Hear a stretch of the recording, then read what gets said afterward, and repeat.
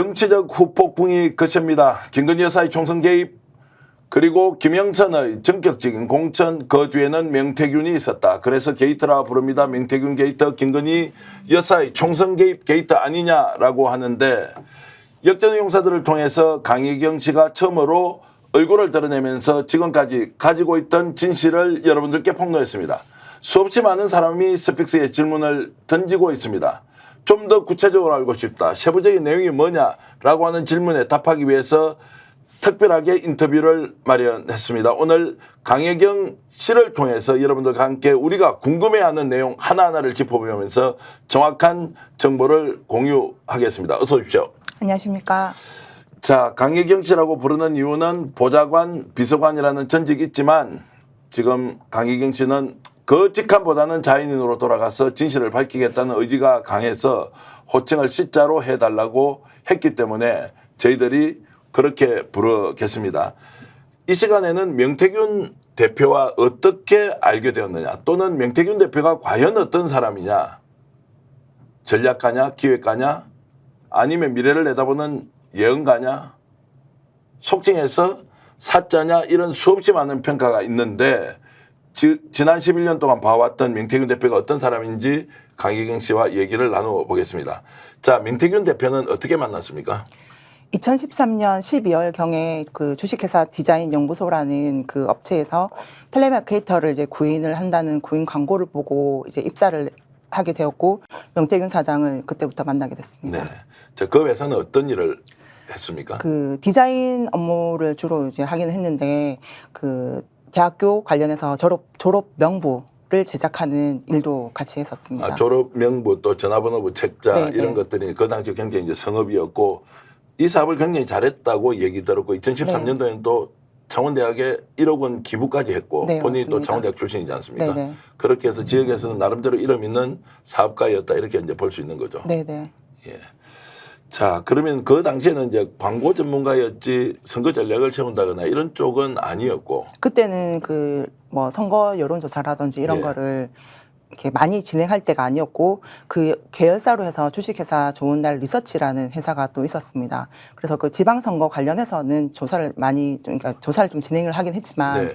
이렇게 뭐 돋보이게 진행을 하는 건수는 조금 적었습니다. 자, 그 당시에 이제 우리가 보통 이제 리더 또는 이제 CEO라면 어떤 좀 지도자의 스타일이냐 이제 이런 얘기를 좀 하지 않습니까? 명태균 대표는 그 당시에 아주 호방하고 적극적이고 영업도 굉장히 잘하는 그런 인물이었습니까? 그 당시에는 네. 네, 그랬습니다. 그리고 또 주변으로 굉장히 많은 또 칭찬도 받고. 네, 네. 특히 창원대학교 총동생회 부회장까지 했더라고요. 네, 맞습니다. 네. 그러면서 이제 지역사회에서 나름대로 성공한 사업가 이렇게 이제 인정을 받았고 네. 이분이 본격적으로 그러면 정치권과 연결이 되거나 또는 정치적 여론조사를 시작했던 건 언제부터입니까? 2017년 이후부터 네. 이제 그 지방 경남권 해가지고 이제 조사를 시작하면서 그 광고보다는 여론조사 쪽으로 주로 일을 많이 하기 시작했었습니다. 나름대로 여론조사 쪽으로 공부를 하고 좀 전문성을 가지고 있던 인물입니까? 그 설명을 하는 그러니까 네. 여론조사 작업을 하는 것보다는 여론조사 이제 결과치를 보고 이제 상대방에게 설명을 해주는 그런 이제 일은 그 분석에 나름대로 좀 영향이 뛰어났다, 네, 탁월했다. 네, 네. 그러니까 데이터를 가지고 오면 이것을 해석하고 설명하고 또 미래를 전망하는 쪽으로는 굉장히 네, 이제 큰 맞습니다. 이제 역량을 가지고 있었다는 것이고, 그러면 2017년이라고 하면 2016년입니까? 2000 언제입니까? 이제 지방선거가 있었던 게 2018년도 2018년도 지방선거인데 네, 그럼 네. 2017년도에 본격적으로 이제 사업을 하면서 네. 그때 명태균 대표가 김영선 전 의원을 만나게 되는 거죠. 네, 경남도지사 이제 출마 그때 예정자라 그 저희 사무실에 이제 오셔가지고 출판 기념회 일을 저희 쪽에 이제 업무를 맡기면서 인연이 시작됐습니다. 그러면 그 당시에 이제 김영선 전 의원이 경남 거창이 고향인데 창원에 가서 어쨌든 경남도지사를 하겠다라고 네. 하면서 경남 쪽으로 갔고 그때 명태균 대표를 처음 만났고 네, 맞습니다. 여론조사를 좀 하고 있었으니까 출판 기념회를 맡기면서 이제 처음으로 인연이 됐다는 네, 것이다. 네. 자, 그러면은 미래한국연구소는 언제 만들어진 겁니까? 법인 설립은 2018년도에 네. 설립이 되었고 그때는 이제 법률 자문으로 해서 이제 업종으로 해서 법인이 시작이 되었습니다.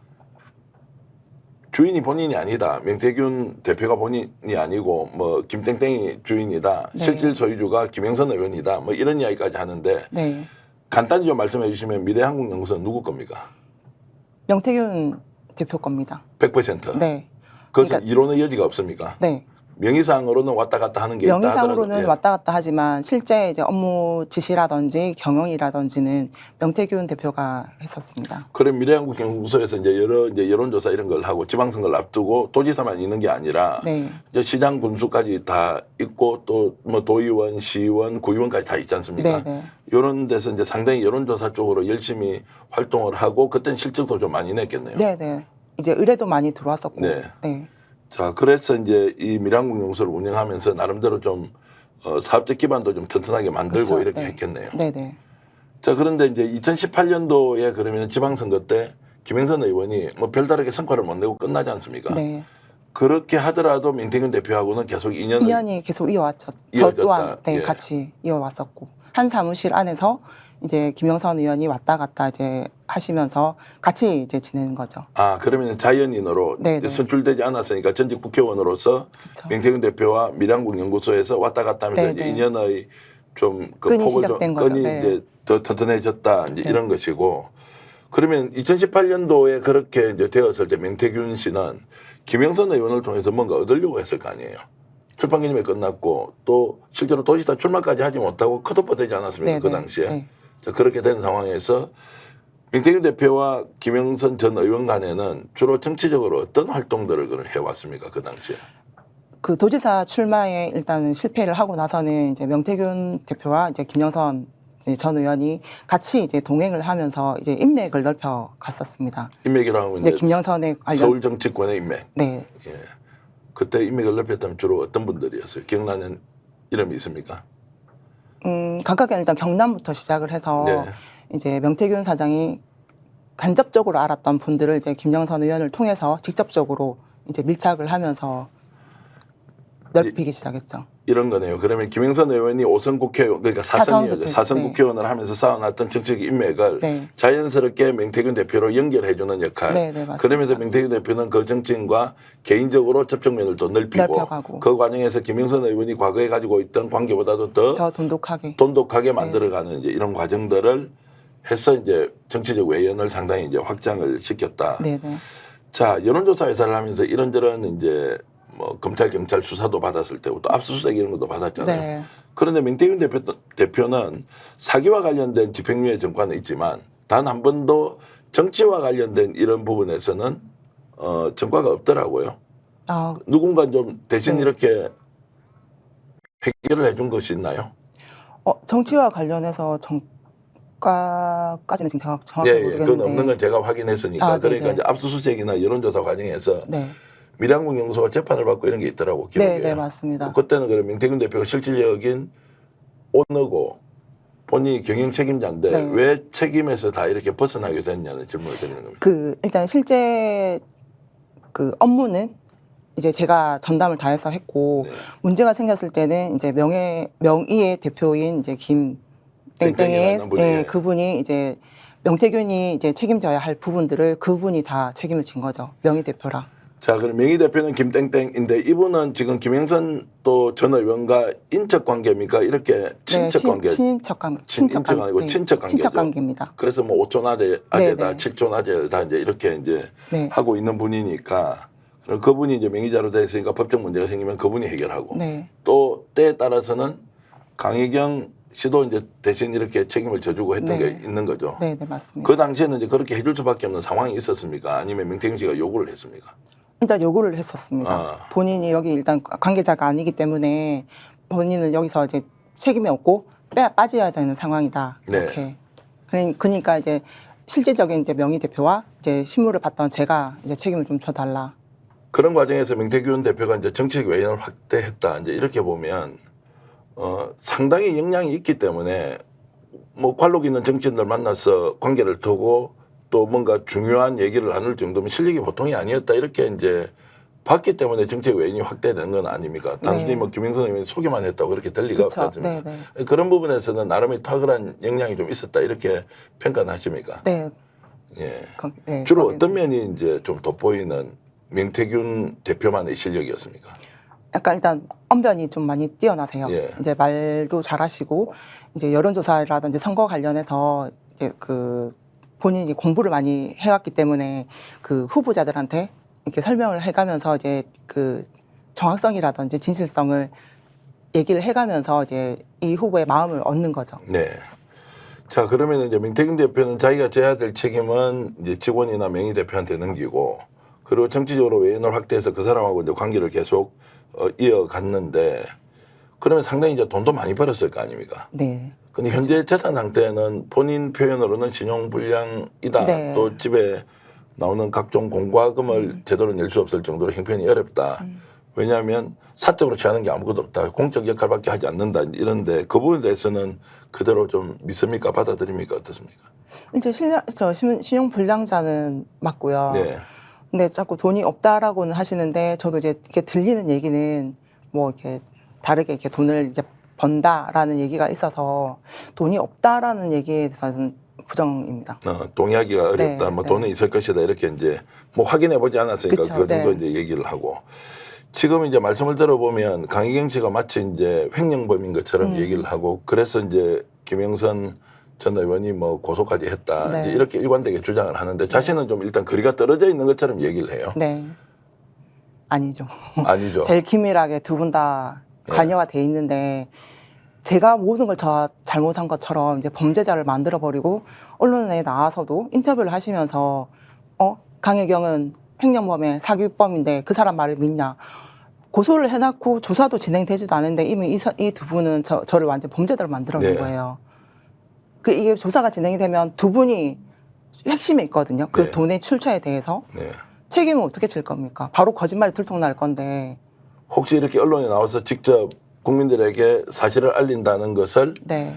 생각을 못했거나 또는 그렇겠죠. 강혜경 씨가 다 그 제가 정도의 안고 가겠다. 그렇죠. 간이 크지 않기 때문에 그냥 이렇게 공격하면 주저앉아 있을 것이다라고 생각했을 생각했을 가능성도 많습니다. 과거에도 또 그렇게 해서 다 그렇죠. 안고 갔던 적이 네, 네. 있었으니까. 네. 자, 그러면 이제 언론에 이렇게 적극적으로 노출하는 이유는 뭡니까? 본인이 지금 적극적으로 나서서 강희경 씨의 주장에 의하면 허위 사실을 계속 유포하면서 오히려 압박을 넣고 있잖아요. 네. 근데 이렇게 하는 이유는 주저앉아서 책임지고 나가라라는 압박입니까? 아니면 정말 본인에게 다가올 큰 위협을 느끼고 여기에서 뭔가 본능적으로 방어 심리가 좀 작동하는 것이다. 어떻게 보십니까? 방어 심리가 좀 작동하는 것 같아요. 네. 저를 이렇게 뭐 사기꾼 이 횡령범으로 몰면서 제가 가만히 이제 주저앉아서 뒤에서 이제 뭔가 이제 움직일 줄 알았나 봐요. 그냥 네. 거기에 수긍을 해가면서 대처를 할 줄 알았는지 본인들이 드러날 일들에 대해서는 저는 정확하게 다 밝히고 지나갈 거라 저를 아무리 범죄자로 또 몰고 뭐 고소 준비를 또 한다 하시는데 해보세요. 저도 그만큼 대응을 할 거니까. 제가 뭐 듣기로는 이제 만약에 기자회견 같은 걸 하면 정말로 마음으로는 기자회견장에 가서 바로 반박이라도 다 네, 하겠다. 그런 네. 자료를 가지고 있다라고 하셨던데. 네, 맞습니다. 뭐 실제 그렇게 하지 않더라도 그 정도의 자신감을 가지고 네, 지금 네. 진실 공방에 뛰어드는 거죠. 네네. 자, 그러면 이 두 분이 이제 왜 이렇게 뻔한 거짓말을 결국 조사하면 다 나올 거 아닙니까? 계속 거짓말을 하는 이유가 이건 또 뭡니까? 누군가를 보호해주기 위한 거 아닐까요? 그래요. 네. 누군가라고 하면 김영선 의원 아니면 이제 김건희 여사?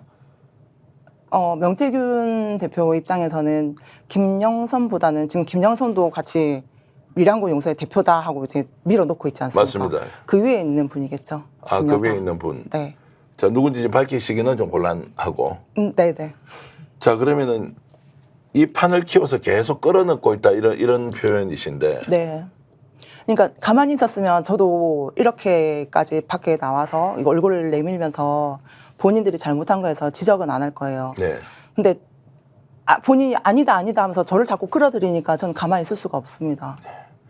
자, 그런데 지금 거론되는 많은 정치인, 뭐 홍준표 대구시장 같은 경우는 명태균 대표가 사기꾼이다 이렇게 이제 표현까지 해놨는데 알고 보니까 홍준표 대구시장도 미래한국 연구소에서 여론조사를 지난 지방선거에는 네. 지난 선거죠. 2020년이죠. 2022년 22년 이제 대구장 선거 때는 미랑구 연구소에서 실제 납품까지 했더라고요. 네. 뭐 그럼에도 불구하고 홍 시장은 명태균 대표가 개인적으로 잘 모른다. 뭐 이렇게 네, 얘기하는 맞습니다. 거죠. 개인적으로 모르세요. 그리고 홍준표 시장은 명태균 대표를 싫어하십니다. 싫어한다. 네. 그건 직접 목격한 장면이 있습니까? 저도 이게 전에 들은 건데 이제 그 홍준표 시장도 밖에 이제 언론에 나와서도 명태균 대표를 이제 좀 안 좋게 보시잖아요.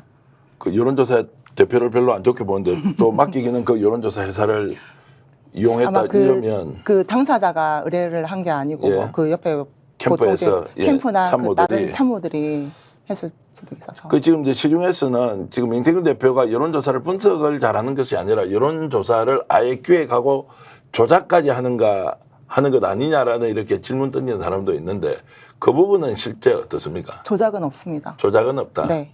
그것까지는 이제 나가서 우리가 설명할 이유는 없다는 그렇죠. 거고. 네. 조작은 없다는 것은 본인도 이제 확신을 가지고 얘기할 네, 수 있는 거고요. 맞습니다. 그럼 언론이 지금 현재 여론 조작이다 이렇게 몰고 가는 것은 과도한 측면이 있다. 네, 네. 오히려 그것 때문에 지금 PNR 대표 같은 경우도 네. 피해를 많이 보고 계세요. 네. 여론 조작은 있을 수 없는 일이에요. 네. 네. 근데 여론 조작을 만약에 의도해서 시도한다면 할 수도 있는 거 아닌가요? 할 수는 있겠죠. 할 네. 수는 있겠지만 선관위에서 계속 이렇게 지켜보고 있거든요. 네. 조사 같은 경우는 로데이터 이제 바로 보내라 하면 자체 조사도 마찬가지지만 바로 이제 로데이터를 시스템에서 내려받아 가지고 선관위에 다 제출을 해야 되고 하는 상황들이 있기 때문에 조작은 있을 수 없습니다. 그럼 조작은 있을 수가 없고 명태균 대표가 자금의 출원 누군가로부터 돈을 받고 그것을 회계적으로 처리하는 과정에서 김영선 의원실을 통해서 이런저런 작업을 했는데 이게 이제 사고가 나니까 회계 책임자 강 씨가 다 한 것이다라고 이제 네. 이제 덮어씌우는 거지 않습니까? 그렇죠. 거기 지금 사기 뭐 횡령 그 죄 안에 보존 비용 그 금액을 포함을 시켰더라고요. 네. 김영선 의원이. 예. 근데 본인이 너무 잘하는 부분을 갖다가 저보고 이제 횡령죄로 넘겼기 때문에 저는 그게 제가 횡령한 게 아니다라는 걸 밝히기 위해서는 그 나머지 그 주위에 있는 분들을 이름을 거론을 해야 되는 상황까지 본인들이 만드는 거예요.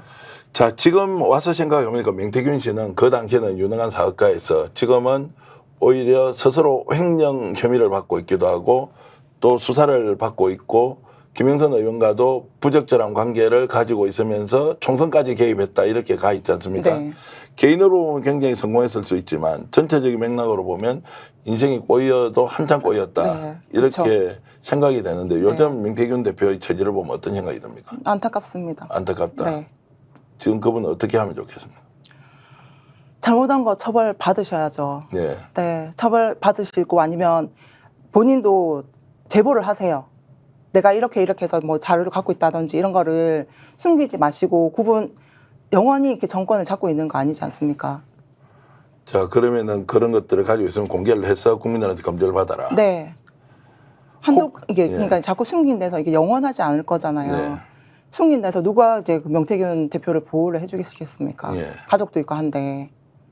용산은 혹시 명태균 대표를 지금 검찰에서 수사를 하고 있는데 명태균 대표하고 계속 긴밀하게 연결돼 있다 아니면 아예 관계를 단절했다 어떻게 좀 판단하실 수 있나요? 일단 제 생각은 단절이 됐을 가능성이 많다고 생각합니다. 그러면 지금 본인이 페이스북에다가 7개의 파도가 있는데 그중에 이제 6개까지는 지나갈 것 같은데 하나는 끝까지 남겨놓겠다라고 우리 네. 스픽스 인터뷰를 통해서 그런 얘기했습니다. 그 의미를 혹시 해석을 좀 해주실 수 있나요? 마지막 파도는 다 내놓겠다 아닐까요? 내가 예. 갖고 있는 거를 나를 방어하기 위해서는 다 내놓겠다. 그거 우리가 추론하면 이제 용산과 관련된 것이다. 그렇죠. 뭐 이 질문까지는 용산이나 제가 뭐, 이제 네. 강혜경 씨한테 여쭤볼 건 아니지만 어쨌든 명태균 대표가 지금 현재 우리에게 알려져 있는 것과는 전혀 다른 두 가지 얼굴을 하고 있다. 이것은 경험 그리고 지금까지 알고 있는 네. 명태균 대표를 봤을 때 충분히 그러하다라고 보시는 거죠. 네. 김영선 의원의 2002년 행적이 매우 이상합니다. 본인 돈이 아니고 주변 사람의 돈 또는 미래한국연구소라는 단체의 자금으로 보궐선거 비용을 마련했다. 참 이상합니다. 재산 등록에는 이미 70억 원 이상의 개인 재산이 있는 걸로 돼 있는데 왜 김영선 의원은 이렇게 이상한 방식으로 선거운동을 했는지 이 부분도 여러분들이 진실의 열쇠를 열어가는데 굉장히 중요한 대목이어서 직접 얘기 나눠 보겠습니다. 김혜경 씨와 함께 이 부분 집중적으로 분석해 보겠습니다. 자, 2022년도 보궐선거 때 6월이지 않습니까? 네. 뭐 당연히 이제 법정 선거 비용이 뭐 1억 몇천만 원 돼서 그것이고 네. 그러면 통상적으로는 후보 또는 후보 배우자, 후보 가족들이 선거 비용을 가져와서 선거를 치르고 그 뒤에 선관위로부터 보전을 받지 않습니까? 근데 이상합니다. 자기 돈 한 푼도 안 냈다라고 네. 이제 얘기를 들었는데 그 내용 설명 좀 해주시죠. 그 2022년도 의창구 보궐선거 당시에 본인 자산을 1원도 안 넣고 그 선거를 치렀고 임기가 끝나는 시점까지도 본인 돈 1원도 안 넣었습니다. 그러면 그 돈이 어디에서 들어왔습니까? 그 명태균 대표가 지금 빌려왔다라고 주장을 하는 5,700만 원 5,700만 원. 하고 예. 제 개인 돈 2,700만 원. 그럼 그 당시에는 강희경 비서관이 아니고 소속이 어디였죠? 그 당시에는? 그때 이제 회계 책임자. 아, 회계 책임자로 네. 있던 개인한테 회계 책임자가 개인적으로 2,700만 원. 네. 예. 그리고 이제 미래한국연구소 미란국연구소는 그 네. 당시 이제 법인이었는데 법인이었는데 이제 그 자금을 약간 이렇게 그 선거 자금으로 해서 차용을 했었었다. 네. 그게 얼마였습니까? 9천만 원 정도 됩니다. 9천만 원. 그러면 2,700만 원, 9천만 원, 그리고 명태균 대표가 가지고왔던 5,700만 원으로 선거를 치렀다. 네. 그럼 본인은 이제 돈 한 푼도 안 내고 선거를 치르고 당선까지 된 거네요. 네. 그것도 좀 이상하긴 이상합니다. 저도 이상했어요. 다른 국회의원들은 선거가 딱 진행이 되면 본인 자산을 뭐 5천만 원, 5천만 원, 네. 1억이면 1억 딱 그 정치 자금 통장에 딱 입금을 하고 그 후보자 신청이라든지 등록이라든지 이런 임대 그 보증금이라든지 이걸 다 시작을 하는데 김영선 의원 같은 경우는 저희가 이 명태균이 돈 이제 빌려왔다고 하는 그 금액하고 미량구요소 금액하고 모자라니까 제 이제 자비까지 넣어서 그럼 그렇게- 회계 책임자한테 어떻게 이야기하면서 돈을 빌려달라고 했습니까? 그때는 이제 김영선이 빌려달라는 게 아니라 네. 명태균 씨가 일단은 이 선거는 다 알아서 우리가 판을 짜서 진행을 하자 했고 선거가 끝날 무렵에 제가 김영선 의원한테 제 자비가 2,700 정도 들어갔습니다. 네. 이제 명태균 이제 사장이 빌려온 금액 5,700인데 이제 본인은 계속 이제 6천만 원이라고 주장을 했고 네. 이제 미래한국연구소에서 들어왔던 그 9천이라는 금액은 그 보전 비용에 예. 뭐 그 잠시만요.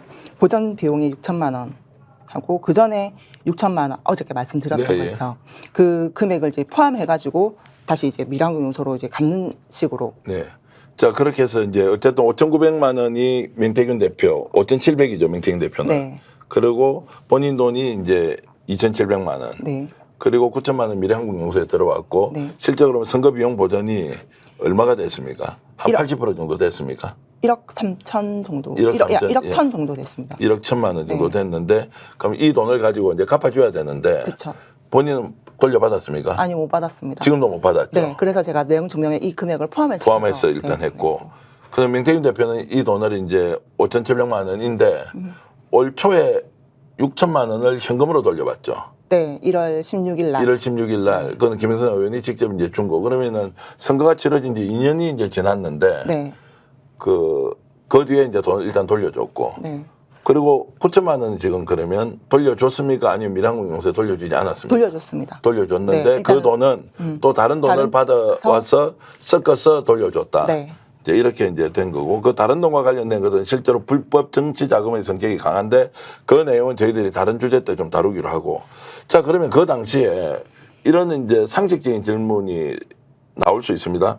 김영선 의원은 자기가 돈이 실제 없었느냐 아니면 명태균 대표가 내가 알아서 선거 다 치를 테니까 당신은 몸만 있어라 라고 했느냐 이 두 가지의 경우를 보면 혹시 판단할 수 있는 뭔가 근거가 있습니까? 후자입니다. 내가 다 알아서 명태균 할게. 대표가 내가 알아서 다 할 테니까 당신 돈 낼 필요가 없다. 네. 이렇게 했다. 그럼 명태균 대표는 왜 그랬을까요?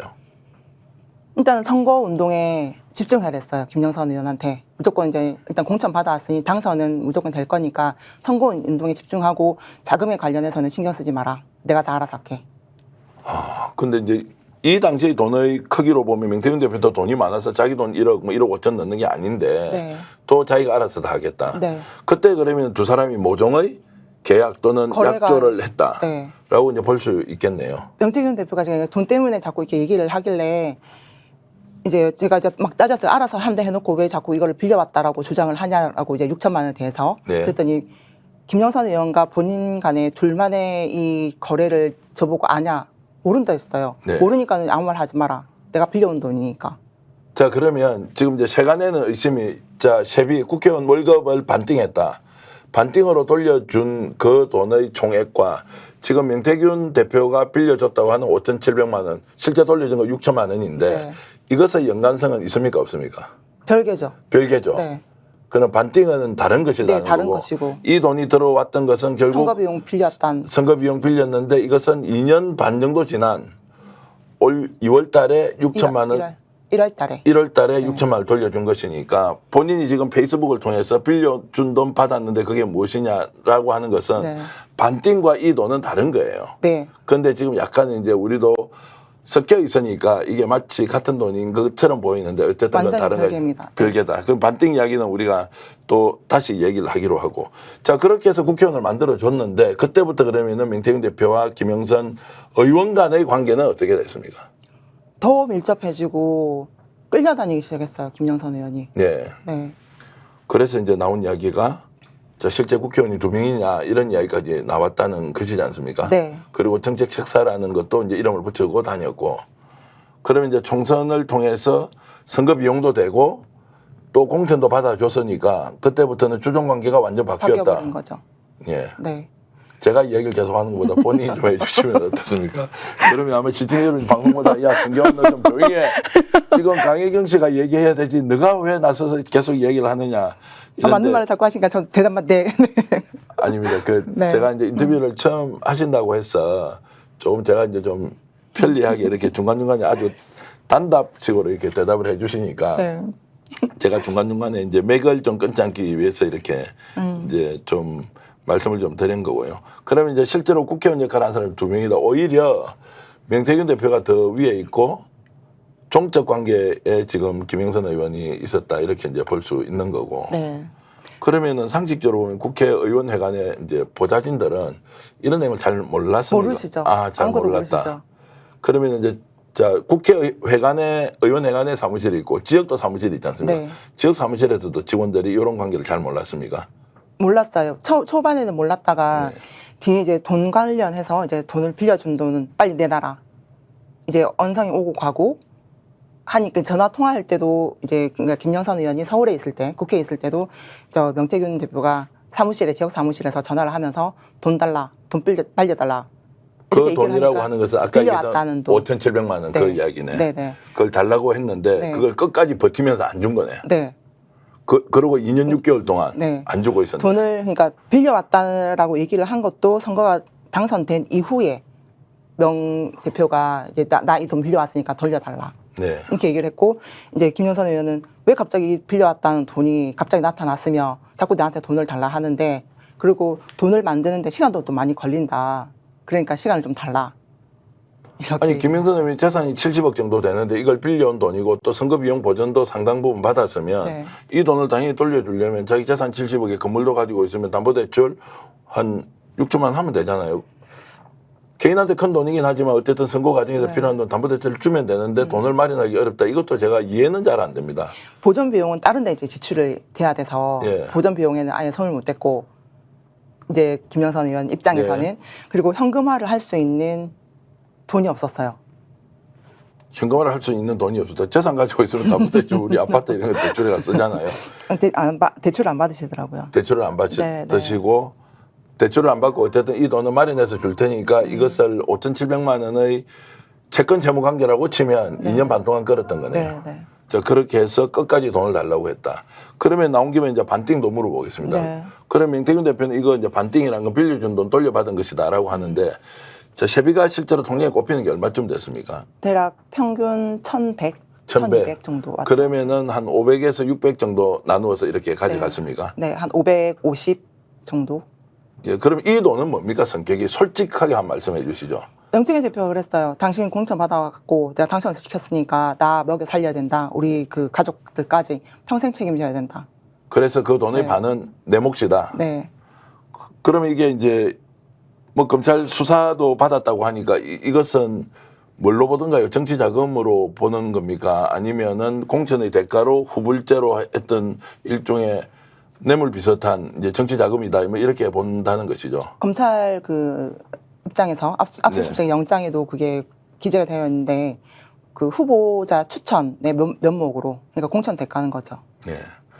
자, 서울법대를 나오고 사법고시를 내서 변호사까지 했던 분이 저 나이도 이제 60대 중후반이고 그리고 국회의원이 됐는데 어떻게 해서 명태균 대표가 본인보다 나이가 뭐 한 8, 9살 어릴 거란 말이에요. 네, 네. 그런 사람한테 주종관계가 형성이 되었고 그 사람 돈을 빌려서 선거를 하고 월급의 절반은 세배의 절반은 오히려 그냥 대가로 수고비 쪽으로 주고 이게 도무지 이해가 되지 않지 않습니까? 네, 네. 거짓말 시키시는 거 아니죠? 아닙니다. 진짜입니다. 그래서 제가 의문이 이런 게 듭니다. 강희경 씨를 네. 국회 비서관으로 데리고 간 이유가 여기에 숨어 있는 거 아닌가라는 생각이 좀 드는데 실제로 좀 그렇습니까? 처음에는 이제 비서관을 해라 했을 때 제가 안 한다 했습니다. 여기 이제 선거가 끝나고 나서 이제 제가 다른 일을 이제 시작을 하려고도 마음 먹었던 상태라 비서관은 안 해도 된다. 다른 분 주시라 했더니 고생을 많이 했으니 비서관은 한번 해봐라. 이렇게 뭐 쉽게 오는 기회가 아니니까. 그래서 일단 감사합니다 받았습니다. 근데 결정적으로 봤을 때는 두 분의 돈 거래를 할 수 있는 사람이 저밖에 없는 거예요. 아무것도 모르는 사람들을 들여가지고 돈 관계를 하면 바로 소문도 날 거고 이해를 못할 거 이해를 못하지 않겠습니까? 그렇죠. 네. 그렇게 해서 이제 비서관으로 채용한 게 실력과 역량을 보는 것이 아니라 본인들이 감춰야 될 내용을 그쵸. 누구보다 네. 잘 알고 있고 네. 명태균 대표 밑에서 한 6년 일하셨죠. 11년 일했습니다. 총 11년이고 네. 그중에 5년 정도는 지금 아니에요. 그 11년 동안 11년 정도 명태균 대표 밑에서 일을 했고 네. 김영선 의원실에서 일을 한 거는 2년 정도. 명태균 대표는 이렇게 얘기하더라고요. 11년 동안 2년을 갖고 있었고 실제로 자기하고 일을 한 거는 6년밖에 없다. 뭐 이렇게 얘기를 하던데 아닙니다. 그 진위 여부는 뭐 밝혀야 될 것은 네. 아니고 어쨌든 네네네. 그 이야기는 그 이야기대로 좀 남겨놓고요. 그렇게 해서 이제 강희경 씨를 비서관으로 보냄으로써 작은 거래에 대한 것, 이제 소위 말하는 반띵을 하는 것도 안전하게 할 수 있는 그쵸. 것. 그러면 그 반띵한다는 내용은 의원실에서는 아무도 몰랐습니까? 몰랐습니다. 그래요. 네. 지역 아무도 사무실에도 몰랐습니다. 몰랐고. 네. 그럼 그런 부분에 나름의 비밀을 갖고 있으면 이번에 이런 문제가 터졌을 때 특히 개인 돈으로 지금 빌려준 게 얼마쯤 된다 그랬습니까? 지금 1억 2천 정도. 1억 2천만 원이 좀 넘는 걸로 제가 알고 있는데 네. 그거는 지금 김영선 의원이 작년 12월 말까지 돌려주겠다. 올해 12월 말까지 이제 돌려주기로 했었는데 올 12월은 2024년 4년도. 말. 네. 이제 임기가 저희가 5월 말자로 예. 이제 끝났기 때문에 네. 정산서를 주면은 내가 12월 말까지 갚을게. 네. 대략 금액이 얼마 정도 되냐 물어봤을 때 제가 아직까지 정확하게 정산을 안 해봐서 모르겠습니다. 그때까지는 제가 의원님을 믿고 있었으니까 네. 정산을 해서 이제 어느 정도 이제 받아야 되겠다라는 생각을 하고 있는 시점에서 이제 김영선 의원이 이 검찰 수사와 관련됐던 그 건과 관련해서 주변 사람들한테 제가 일을 못해서 일이 본인을 이렇게 검찰 수사를 받게 만들고 처벌을 받게끔 만들었다라는 확인서를 받으러 다닌다는 얘기가 들리더라고요. 네. 그리고 이제 명태균 대표는 제 욕을 이제 그 주변 사람들한테 하고 다닌다. 이게 한두 사람이 저한테 얘기한 게 아니라 여러 사람이 저한테 계속 연락을 주는 거예요. 네가 얼마나 고생을 했는데 이 사람들은 왜 이렇게 확인서며 이런 걸 다 받으러 다니고 욕을 하고 다니냐고.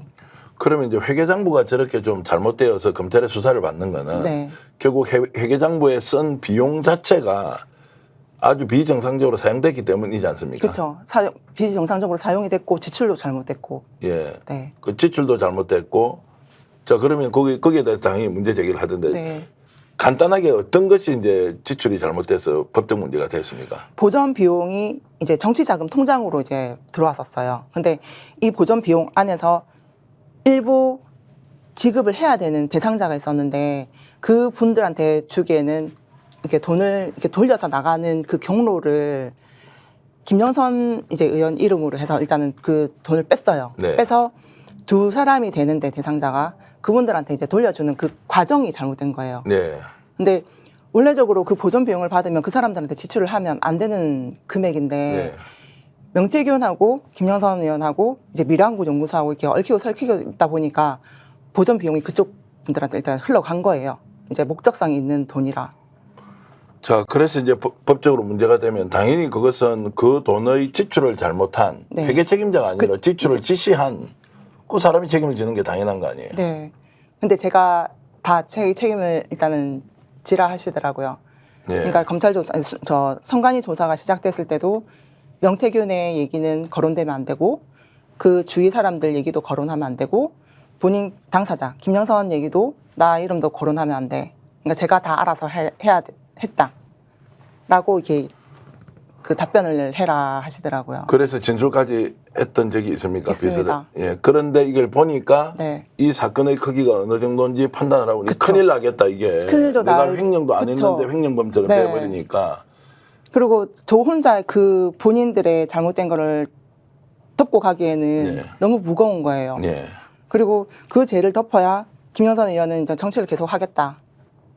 네. 제가 그러니까 안고 가면은 본인이 정치를 계속 하면서 일을 도와줄게. 그러니까 다 잘라줘. 이 사람도 거론하지 말고 저 사람도 거론하지 말고. 근데 본인이 책임을 질 수 있는 내용이었습니까, 그게? 덮어 쓴다고 책임을 져줄 수 있는 거냐고. 그게 불법적인 불법적인 자금이, 건데 예. 제가 덮어 갈 이유도 없고요. 네. 네, 덮어 갔어도 안 되고. 처음에는 제가 덮고 갈라 그랬어요. 다 예. 제가 했습니다. 근데 아무리 생각을 해봐도 안 되겠는 거예요. 그리고 이분들의 행동도 너무 잘못됐고. 예. 그러니까 작은 거래를 본인들이 잘못해놓고 회계 책임자한테 책임을 떠넘기고 알아서 정리해라. 우리는 정치해야 한다. 네. 이것이 이제 이번에 폭로를 하게 된 배경이었고 네. 또 하나는 그 지난 2년 동안 이제 최초의 선거운동 할 때도 2,700만 원. 그 뒤에도 돈을 계속 개인 돈을 빌려달라고 해서 빌려줬다는 거 아닙니까? 이제 정치 자금에 돈이 없으니까 제 네. 돈을 넣고 있었어요. 네. 그래서 의원님 제 사비가 들어가고 있습니다. 네. 했더니 그래 지금 많이 들어갔지. 일단 갚아줄게. 자, 그 정치 자금이라는 게 후원금도 별로 안 들어오고 뭐 이런 그러니까 상황이어서 후원금이 들어오더라도 이제 이렇게 메꾸고 하다 예, 보니까 예. 이제 정치 자금이 이제 없는 거예요. 쉽게 얘기하면 옛날에 졌던 빚을 이제 갚아야 되니까 이제 갚는 용도로 미리 다 쓰고 나니까 정치 자금 통장에 실제로 정치 자금으로 들어왔던 돈을 채워놔야 하는데 그쵸, 네. 그 돈이 부족하니까 이제 우리 강혜경 씨 돈을 넣고 이제 진행을 했다는 것이고. 근데 지금 이제 이 문제가 불거지니까 강혜경이 나쁜 사람이다 확인서 받고 네. 그 다음에 횡령으로 고소를 하면은 고소하고. 겁먹고 본인이 다 덮어쓰고 갈 거니까 우리는 빠져나갈 수 있다. 네. 이렇게 생각을 한다는 거고.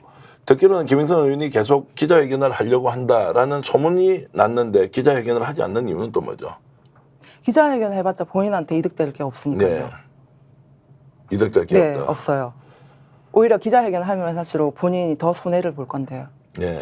명태균 씨도 마찬가지고, 그러니까 기자들이 제가 이제 기자들 연락을 안 받는데 기자회견을 하려고 한다라는 문자를 계속 보내주시더라고요. 정말 기자회견하면 제가 진짜 거기 찾아갈 겁니다. 네.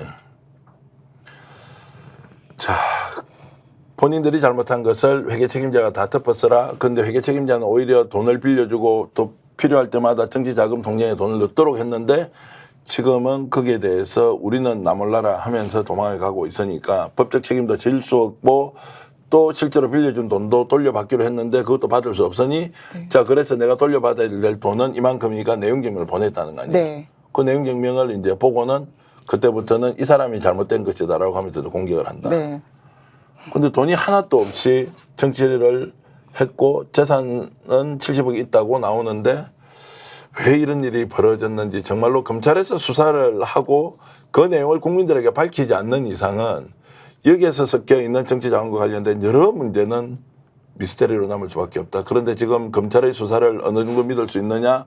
오죽하면 강혜경 씨가 이런 문제와 관련해서 밖에 나와서 얘기를 하고 있느냐. 이제 이런 것까지 여러분들이 생각을 해보신다면 김영선 의원이 2022년 보궐선거 과정에서 단 한 푼도 없이 명태균을 비롯한 주변 인물의 자금으로 선거를 하고 난 뒤에 정말로 많은 회계적인 문제가 생겼다. 그리고 그 자금의 원천과 그리고 이동 경로 최종적으로 집행되는 내용까지도 석연찮은 점이 한두 가지가 아니다라는 이런 부분은 오늘 강혜경 씨를 통해서 저희들이 청취를 하고 이 내용은 법적으로 어떻게 확인되는지 계속 좀 달려가 보겠습니다.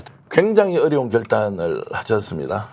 강혜경 씨가 이번에 이제 모든 것을 책임지라고 하는 것도 정말로 감당하기 어려웠고 드러내는 것은 어떻게 보면 11년 동안 인연을 맺었던 사람들과 관계가 단절이 되는데도 정말로 이렇게 이제 공개를 해야 되겠다라고 결심한 이유는 뭡니까? 그분들이 얘기하는 게 전부 다 거짓말이고 이분들이 자꾸 얘기를 하면 할수록 제 의견이 이게 드러나지 않으면은 자, 그래서 이제 뉴스토마토 같은 데서 네.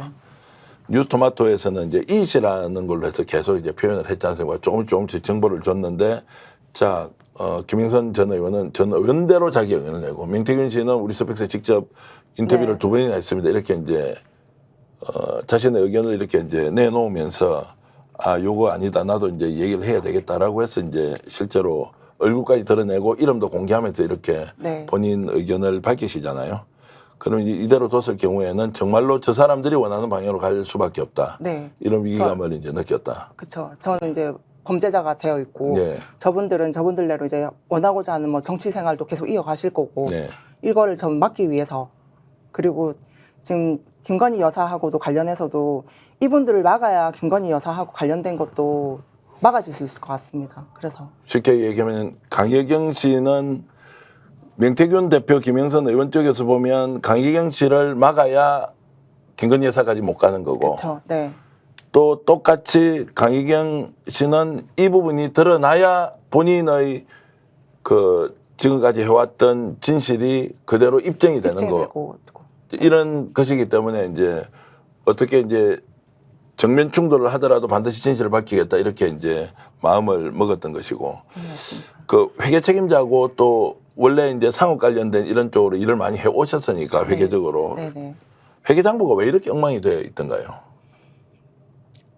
정식적인 경로로 이렇게 자금이 들어왔던 게 아니기 때문에 또 이제 사람들한테 돈을 빌려와서 정치 자금을 이제 쓰고 하는 바람에 이제 이 사람들한테 다시 갚아줘야 되고 이 갚는 과정에서도 정식적인 돈들이 그러니까 불법적인 다 자금이라 회계 장부가 이렇게 투명하지 못했습니다. 그러니까 들어오는 돈도 흔적 없이 그냥 현금으로 가져와서 네. 쓰고 네. 또 나갈 때는 이걸 돌려줘야 되는데 이 사람한테 네. 돌려주는 방법이 없으니까 또 불법적으로 자금 맞습니다. 세탁을 해서 현금을 만들고 네, 네. 이런 과정이 반복되다 보니까 회계장부가 정상적으로 정리가 될 수 네. 없었다. 네.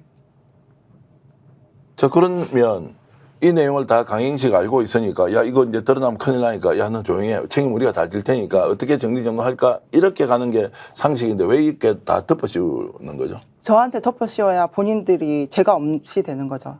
그분들은 그러니까 본인들이 내가 잘못했어라고 인정을 하시는 분들이 아니에요. 네. 정말 본인들이 잘못을 저질렀어도 너가 잘못했잖아. 네가 잘못했잖아.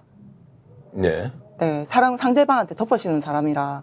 근데 경찰이나 검찰에서 수사하면 그게 네. 누구 돈을 어떻게 가져왔는지 들어와서 어떻게 돈이 또 나갔는지를 알 수 있는데 그거 다 수사해보면 다 아는데 근데 검찰 수사관 이분들도 지금 수사를 받았어요. 한 번 네. 정도 받은 걸로 지금 알고 있는데 다 부인했어요. 검찰에서도 제시를 했는데도 아니야, 강혜경이 다 했어. 아, 다 저한테 덮으신 거예요. 믿는 게 있구나. 그렇겠죠.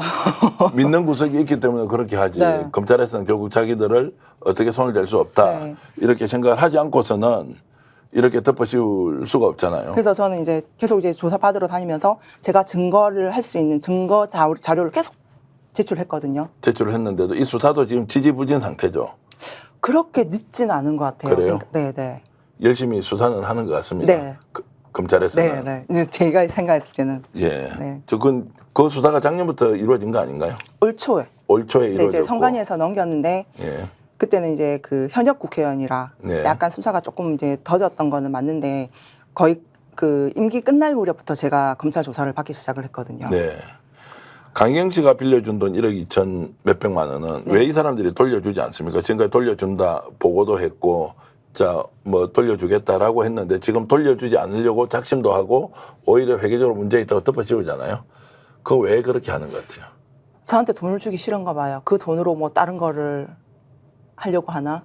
일단 저한테 그 돈을 돌려주기 싫어서 그 내용 증명을 보내고 나서 이 일과는 상관이 없는 이제 남편 직장에까지 찾아가서 행패를 부리고 행패를 했다는 예. 부리고 네, 그런 그렇게 내용은 이제 했습니다. 인터뷰에서 저도 이제 봤는데 어쨌든 그렇게 해서 자 그러면 상황 정리를 이렇게 못하는 이유는 실제 돈이 없구나.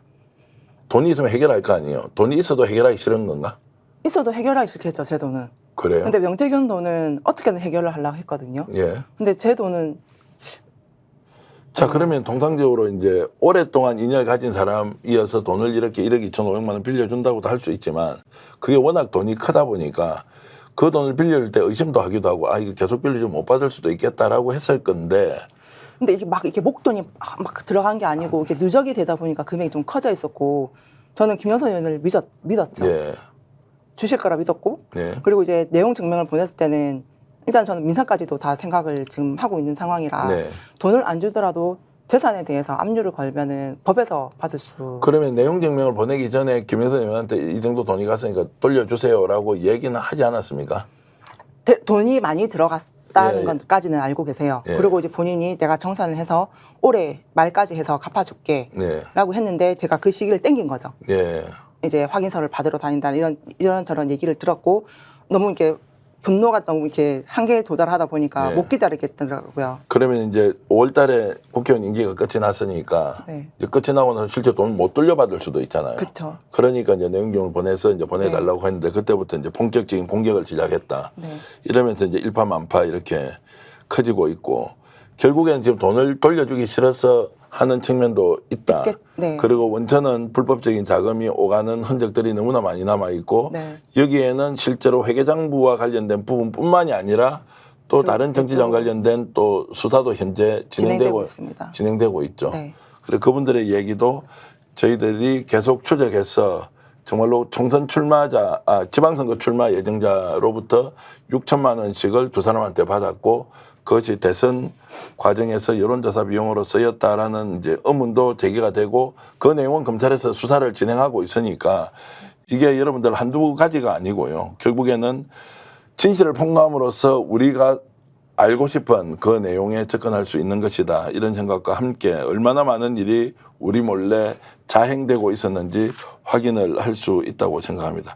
요즘 이렇게 이제 좀 스픽스를 나와서 이렇게 이제 좀 전격적으로 내용을 이제 좀 폭로를 하면서 굉장히 힘드실 것 같은데 요즘 뭐 가장 이렇게 좀 어렵고 힘든 건 어떤 겁니까?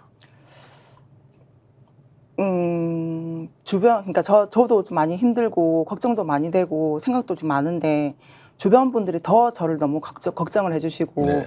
밖에도 함부로 나가지 마라. 혹시라도 뭐 주변 다시 살펴보고 누가 배를 누르더라도 열어주지 마라. 너무 걱정들을 많이 하셔가지고 어떤 때는 이게 하는 게 맞나라는 생각도 들다가도 옳은 건 옳다, 잘못된 건 잘못됐다라고 얘기를 하는 게 맞는 것 같아서 네.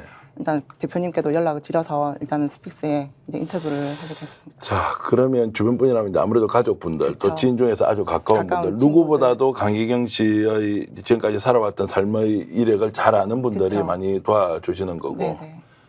솔직히 제가 인터뷰를 쭉 하면서 열심히 살고 남 시킨 대로 다 따라하고 그리고 희생과 좀 헌신을 통해서 노력한 것이 오히려 화가 되어서 네. 그 사람들이 다 이렇게 이제 그렇죠. 배신감이 너무 큽니다. 상처도 그죠. 많이 받았고. 그리고 배신감도 크고 그리고 자 이런 이제 일을 당하면서 그래도 용기를 낼 수 있는 힘은 어디에서 나옵니까?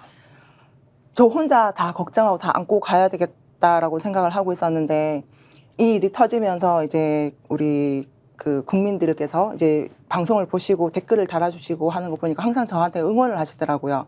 제 안위를 걱정하시고 뭐 이제 좀 지켜주세요, 보호해주세요 하는 그런 국민들이 너무 많은 걸 보고 정말 희망을 가졌습니다. 명태균 대표가 우리 인터뷰 2번 했는데 저는 욕을 엄청 먹었습니다. 왜 여기에서 명태균 대표 대변인이냐 나팔수 역할을 하느냐 이렇게 저도 했는데 보면서 네, 많이 화가 불만이- 나서 네, 댓글을 몇 번 칠라다가 제가 참았어요. 그래요. 네. 그래도 저희들은 이제 주장하는 분들의 의견을 받아서 최종적으로 국민들이 판단해야 하고 오늘도 이렇게 귀한 자리가 만들어진 것은 들어보니까 이해하겠다. 그리고 또 당사자가 반론을 할 수도 있을 테고 결국 국민들이 집단지성을 발휘해서 가장 정확한 진실이 무엇인지 판단한다고 저는 믿고 있고요. 그런 면에서 이제 강희경 씨의 이런 인터뷰를 통해서 우리가 정말로 확인해야 될 것이 많고도 많다 이런 생각이 좀 듭니다. 자, 이렇게 이제 좀 엄청난 고통 속에서 용기를 내어서 폭로를 하고 결심을 하고 있는데 이런 데서 느끼는 좀 인생사 회한 같은 게 있지 않습니까? 그런 건 어떤 게 있어요? 얼마 전에 명태균 대표가 이제 전화 인터뷰를 하시면서 고졸인데 비서관을 할 수 있겠나라는 그런 단어를 쓰시더라고요. 고졸로서 정말 저 최선을 다해서 살아왔습니다. 열심히 했고. 근데 아무리 제가 열심히 살아도 정말 권력이 있는 사람들 앞에서는 사람을 죽일 수도 살릴 수도 있겠구나. 그리고 저 같은 사람이 엄청 많을 거라 생각해요. 제2의 제3의 강혜경이 두 번 다시는 안 나타났으면 좋겠습니다. 그런 마음으로 이제 지금 엄청난 진실의 힘을, 예. 네, 보여주고 싶습니다. 진실의 힘을 보여주고 싶다. 네. 이제 이런 말씀까지 하셨고 엄청난 고통 속에서도 똑같은 사람들이 많이 당하고 있을 수도 있다. 나만 당하는 것이 아니다라는 생각 때문에 여러분들과 함께 공유를 하고 어떻게 해야 되겠습니까? 누군가 진실의 편에 서서 그 사람과 손을 잡아주고 그 사람이 정말로 당당하게 맞서 싸울 수 있도록 조금씩 힘을 보태주면 어떻겠습니까? 오늘 이 인터뷰를 통해서 정말로 생존을 위한 강혜경 씨의 폭로다라는 생각을 지울 수가 없었습니다. 여러분도 강혜경 씨 응원해 주면서 당사자는 당사자대로 그리고 여기에서 또 반론하는 사람 반론하는 사람대로 우리가 함께 목소리를 들으면서 하나하나 진실을 향한 그 최종 종착역으로 달려가야 된다 이런 생각을 했습니다.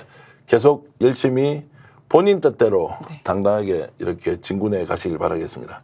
고맙습니다. 오늘 말씀 고맙습니다. 고맙습니다. 스픽스는 말하는 언론입니다. 대세는 유튜브, 그중에서 스픽스. 좋아요, 댓글, 구독, 알림 설정. 여러분이 저희를 사랑해 주시고 우리가 여러분을 사랑하는 4가지 방법입니다.